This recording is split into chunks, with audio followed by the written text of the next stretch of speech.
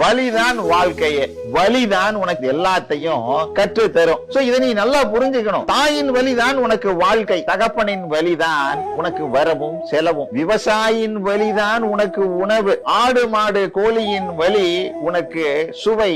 முட்டை உடைந்தால் தான் வரும் கோழி, நீ உடைந்தால் தான் உனக்கு காட்டும் நல்ல வலி. விழி பிரிந்தால் தான் பார்வை, சுக்கு நூறாக உடைந்தால் தான் உனக்கு வாழ்க்கை உண்டாகும். மறு சுழற்சி தான் மறு உருவம் பெற முடியும். விதை உடைந்து கொண்டுதான் ஒரு செடி மரமாக முடியும்.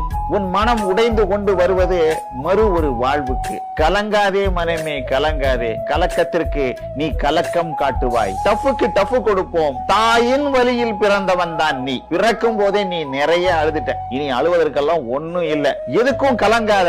வாழ்க்கையில வர்ற சிக்கல், சங்கடம், துன்பம், துயரம் எதுவா இருந்தாலும் அந்த வலியை கடந்து போ.